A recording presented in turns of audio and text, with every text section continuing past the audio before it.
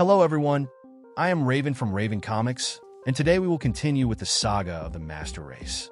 This is part 3, and you can find the rest of the videos in the saga's playlist. They are tearing Gotham City apart, burning everything we built, all to make me come out, all to appease a lunatic alien hovering above them in the air like sulfur.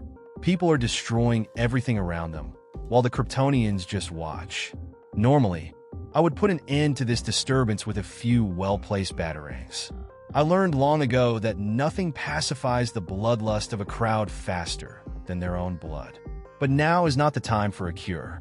Now we will feed the disease. We start in a Gotham City sewer leading to the Batcave. People are carrying Flash on a stretcher after suffering a terrible attack. The speedster was running when a Kryptonian suddenly intercepted him. Due to the great speed he was traveling at, he sustained severe injuries, breaking both of his legs. Standing before Batman, the Dark Knight says it looks like a freight train hit him. Flash asks if he means a locomotive. Despite Barry maintaining his sense of humor, Batman realizes this is serious. This is very bad. Barry's legs are shattered, and he asks if Batman can save him. Without a clear answer, Batman simply says he will try. Meanwhile, in the depths of the ocean, we are with Kelly, who is beside the king of the seas, Aquaman. She spent the first 13 years of her life in a 2-bedroom apartment. That was the extent of her world. Since then, she has seen things, crazy things, bombs falling from the sky, gods flying through it, beings from other worlds. But now this is blowing her mind. Aquaman tells her it must be the pressure. Kelly doesn't understand how Aquaman can hear her.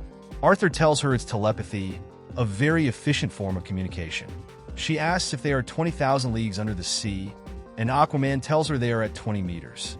The reason Kelly is in the ocean depths is that she is looking for the only one who can help them. Back in the skies of Gotham City, Lara asks Kor why he orders the humans to do a task they could easily accomplish. Kor tells her she is misunderstanding everything. He gave them a choice, not an order. They seek to inspire, not impose. This aims to bring out the best in them. Lara tells Val that Kor has just won her over with those words. Destruction is what humans are best at. He sent them on a hunt. A true hunter attacks its prey without warning. Kor interrupts her and says that lesson couldn't have come from her father. Lara hits him. He's right. She learned that from her mother in the jungle with the Amazons and her baby brother. While all this is happening in Gotham City, we are with Wonder Woman, who is very upset. When asked what is bothering her, she simply says isolationism. In Gotham City, the commissioner is still on the roof of a building. The plan she is following belongs to Batman, and it better work. Back with Aquaman and Kelly, it seems they have found what they were looking for.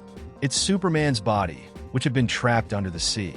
But how are they going to free him from the dark antimatter? Well, for that, Kelly will use a kind of needle that is more like a tuning fork. On this side, it will penetrate the dark matter, breaking its molecules. That's really all they can do. Aquaman knows they can do it. After all, if she's working with Bruce Wayne, breaking is what he does best. Kelly says the tuning will only work if he wants to come out of this crusade. So if Superman wants to remain trapped, it won't work. Kelly apologizes before attempting to free him. It's hard to describe because what we know as mass and space doesn't apply. I think that inside it could be huge and vast. He's encapsulated in a black universe. All Kelly did was drop the needle in a haystack. Who knows if he can even find it? Kelly throws the needle and runs. It seems like it's working, and suddenly we see Superman emerging from the darkness. The Man of Steel is amazed to see Arthur. He didn't know he was still alive. Aquaman asks if he's okay, and Clark wants to know how long he has been trapped. It felt like centuries, but it was only a couple of days. Being trapped in the dark taught Superman something.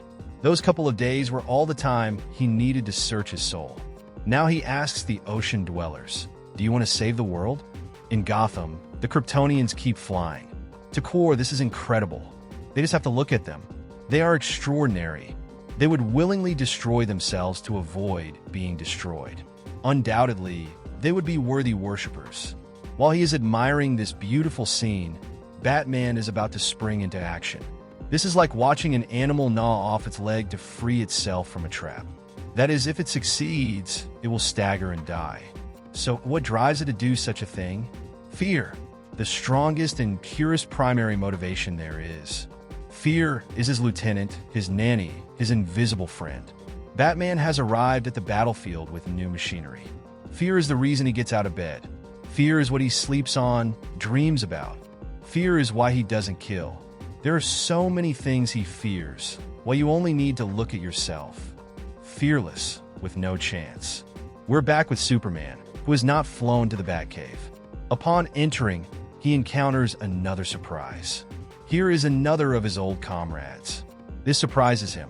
Flash may not be able to use his legs quickly, but he can use his hands. Superman is genuinely shocked by what he just saw and says, "Oh my God." Barry says he knows he was created as a human, but every time he says, "Oh God," he wants to bring him a mirror. Anyway, right now there's no time to chat. Manipulating weather patterns and true trillions of variables is complicated. It seems something is wrong. Flash uses his speed and fixes it. Now that he's done, he welcomes Clark. It's time for Superman and Kelly to continue on their course. They need to head to the warehouse so Superman can find something Batman left for him. Meanwhile, Batman thanks Barry, saying he did a good job and promising that they will pay for what they did to him, breaking his legs. All of us exposing our most basic nature. We will make them pay. All of us. Batman is on top of the machinery while everyone tries to climb up. Kor receives a message. The designated time has arrived. Gotham has not surrendered Batman. What do they have to do? Well, the answer comes in just a few moments as the bat signal lights up. Even though the bat signal shines in the sky, Kor orders everyone to be destroyed. They must kill them all, he commands his children. The Kryptonians use their speed and descend. Kor asks Batman if he's challenging him. Then his city shall be his open grave. His cowardice has doomed his people. Their streets will turn red with their blood. Before he continues to descend, someone stops him. It seems like a green rain is holding them back. Cloud seeding is an expensive endeavor. Keeping drones in orbit over Gotham and making them undetectable requires money. But Batman has the money. Regardless, seeding clouds with synthetic kryptonite takes an enormous act of faith. Since the kryptonite is so diluted, it's only weakening the Kandorians. He wishes it could have done more damage, but at least it's giving him a chance to fight them. All the citizens can now fight the Kandorians on even ground. He's never wielded an enraged mob as a weapon before, so it's time to go for the first. Batman delivers a hard kick to a Kryptonian. It feels good. He knows he shouldn't get physically involved. He's not really in shape, but he's never let others fight his battles. This felt like skipping rope. The situation is getting complicated. Vision is narrowing. Little by little, he's losing balance, his knees buckling. Batman is about to hit the ground, but before he does, someone catches him. The one he considers the only one capable of helping him solve this conflict has come to assist him. Superman now has new armor and will be the one to cover his old friend's back. Kor doesn't know what kind of trick they used to bring them down, but none of that matters. They have only prolonged the inevitable. These old men are responsible for bringing down the Kryptonians. But it doesn't matter. Their time has passed. They can't stop Kor's rise. All the Kryptonian wants is love. If they refuse, they will die, they will cry, and they will gouge out their eyes to hide from the Master's gaze. Batman asks Superman if he wants to shut him up while they're about to start a battle. The citizens of Gotham are already facing off against the Kryptonians. Now the aliens are the ones who have to kneel and beg for forgiveness. The police ask the commissioner if they should arrest them. She tells them no, they should bring them justice. We go back to Batman. Nothing like a common enemy to inspire a bit of civic pride. And if anyone should know about that, it's him. Batman grabs his enemy, who was about to deliver a hard punch, but he stops it without a problem. Now he grabs him by the head and slams it against the Man of Steel's armor, causing terrible damage. As long as the kryptonite keeps raining, they will be on the same level. The fight is underway, and Kelly has arrived at the battlefield as well. Batman welcomes her. It seems this happened just in time, too. High above, Kor is still there, saying he will not be defeated. He will not fall. Well, that's what he thought, because out of nowhere, a terrible lightning bolt strikes him. Even though he's on the ground, he says he won't fall. Not before an inferior species whose butts are recent memories. He is Quor. He is Krypton. He is better. The snipers were already aiming at his head. There was no other option but to shoot. The shot produces sound waves that leave him motionless. More police arrive on the scene, and fire at will is ordered. Batman admits there is a sensation when watching the Kryptonians shrink, run, and wet themselves. It's a basic instinct he's not proud of, but it's sensational, and he wants to share that feeling with the world. Quor is on the ground, defeated. The excitement Batman talks about will be broadcasted on the news. Everyone on Earth needs to see this. Dramatic footage is somehow being transmitted from Gotham City. Elsewhere, Lara and Val are watching everything unfold. It seems the ants are fighting back. Kelly wants to bring the news to the world. They will show what they're capable of doing, give them something to celebrate. The aliens need to know this is their city now. They will take it back in any way they can. Kelly stops for a moment. They can't become this. They can't do it. They must lead by example, by any means necessary. Using heavy machinery, Kelly steps in front of Val. She is about to hurl it, but he still has his powers and, using his heat vision, stops the Batmobile effortlessly. To Val, this was a rather foolish move. He should never have brought a car to a fight of gods. Before he can do anything to her, Kelly manages to get out of the Batmobile. She's just a very dumb idiot, a stupid animal, too arrogant to see the truth. Somehow, I think that's what makes you human. I might even admire you for that, if I had that capacity like my father does. But for now, I don't. To be honest, I've been looking forward to this moment. Kelly can't keep going any further. Val stands in front of her to give her a final goodbye. If they thought she came to battle unprepared, they are very wrong. She now pulls out a small kryptonite stone, using a slingshot, and shoots it at the Kryptonian. The shot hits right on target, and we see Val's face begin to deform as the kryptonite hits his eye. We are with Batman, who mentions the storm is ending. Its effect is wearing off. Superman sees Val from afar, saying that one was never affected. All of this is about to end. They've given these damned aliens a good scare. Superman asks what he means by that. The Kryptonians aren't easily scared. Batman says that's not what he meant. The Man of Steel knows what he meant. He always did. At this moment, the Kryptonians are slowly regaining their powers. Therefore, they have come for their leader, Quor, to take him away. Superman realizes this and wants to go after him to end it. Batman tells him he shouldn't stop them. Let them taste fear. With the last of his strength, Quor uses his heat vision to shoot at Batman. The beams go through from his back to his chest.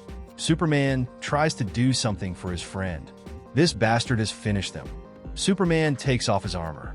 Slowly, he hears the Bat's heartbeat fading. Superman wants to take him to a hospital.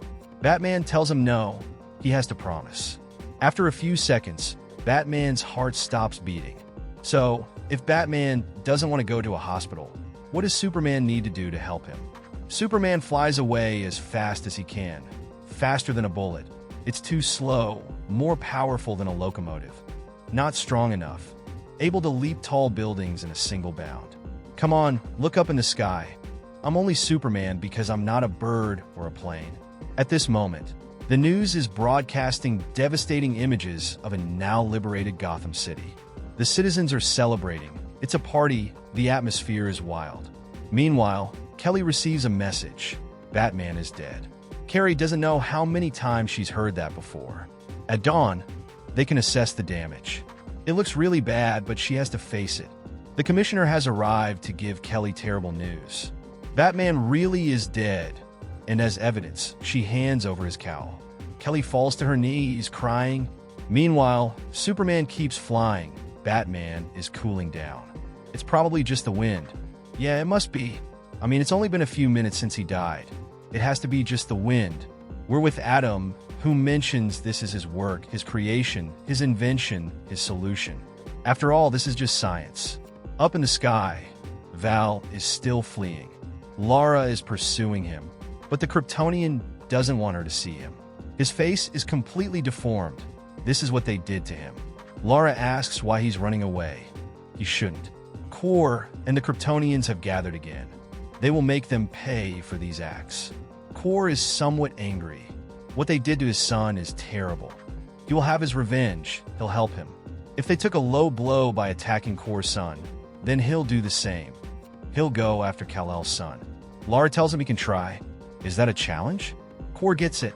One is naturally protective of one's own flesh and blood. He'll let it go this time. Lara wasn't referring to that. Jonathan is protected by warriors who won't let it happen. The Amazons are the fiercest. Kor becomes even more annoyed. Is Lara an Amazon or a Kryptonian? Whatever the case, he was telling his son they would take Kal-El's son hostage, just as they did with his daughter. Maybe they'll even hand him over as a toy. We return to Superman. After flying for a while, has finally reached his destination. This is why Batman didn't want to go to a hospital. The Man of Steel must drop his body into this pit, so his friend can recover. Batman falls into the liquid, and the recovery takes a few seconds. Once it takes effect, he emerges in a panicked state. Superman tries to calm his friend down. He needs to be calm. He needs to be at peace. Meanwhile, on the island of the Amazons, Lara has arrived with her little brother. Facing him, she asks if he missed her. Lara won't be able to harm him. Her mother steps behind her and points a weapon at her. She must put him down, or she will kill her. Lara is sure she would do it. Diana asks her not to test her. Lara isn't here to test her or be tested by her mother. She's here for Jonathan, and she isn't alone. All the Kryptonians have arrived to invade Themyscira. Lara doesn't have to worry because Wonder Woman isn't alone either. All the Amazons rise in arms to fight against the Kryptonians. Thank you very much for watching this video. Don't forget to comment, like, and subscribe for more content like this. I'm TJ Prime, and see you in the next video.